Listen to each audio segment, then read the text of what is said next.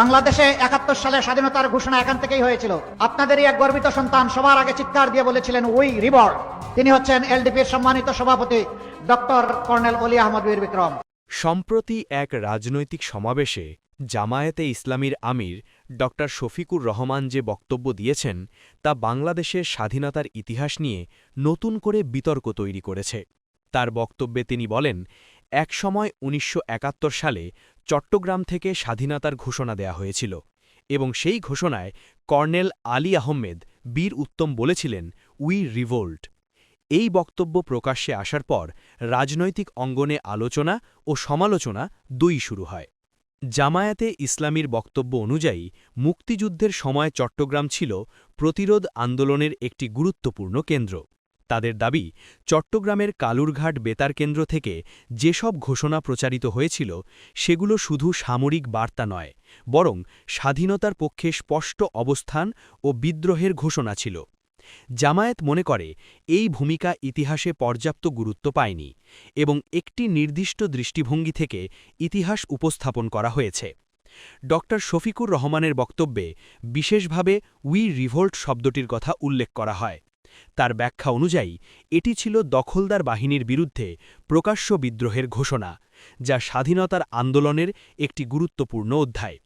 জামায়াতের পক্ষ থেকে বলা হচ্ছে, মুক্তিযুদ্ধ একদিনে বা একটি ঘোষণায় সীমাবদ্ধ ছিল না, বরং এটি ছিল বিভিন্ন জায়গা থেকে শুরু হওয়া প্রতিরোধ ও সংগ্রামের সমষ্টি। তবে এই বক্তব্যের পরপরই বাংলাদেশ জাতীয়তাবাদী দল বিএনপি তীব্র প্রতিক্রিয়া জানায়। বিএনপি অভিযোগ করে যে জামায়াতে আমিরের বক্তব্যের মাধ্যমে স্বাধীনতার ইতিহাস নিয়ে বিভ্রান্তি সৃষ্টি করা হচ্ছে।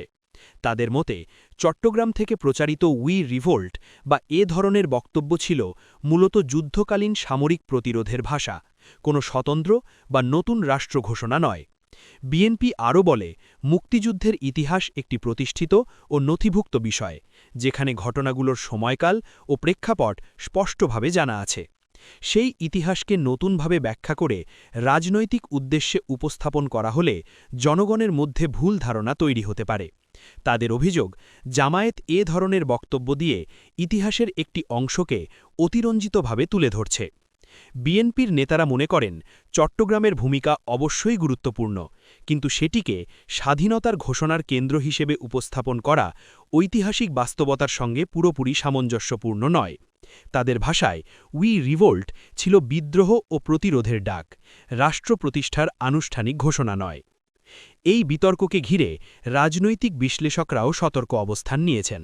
তারা বলছেন, মুক্তিযুদ্ধের ইতিহাস নিয়ে আলোচনা হওয়া স্বাভাবিক, কিন্তু সেই আলোচনা হতে হবে তথ্যভিত্তিক ও দায়িত্বশীল।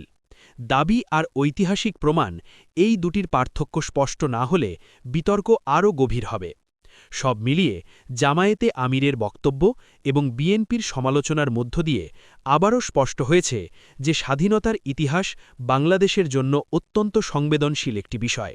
এ নিয়ে রাজনৈতিক বক্তব্য দেওয়ার ক্ষেত্রে অতিরিক্ত সতর্কতা প্রয়োজন, কারণ ইতিহাস নিয়ে বিভ্রান্তি তৈরি হলে শুধু রাজনৈতিক বিতর্কই নয়, ভবিষ্যৎ প্রজন্মের কাছেও সত্য ইতিহাস অস্পষ্ট হয়ে উঠতে পারে।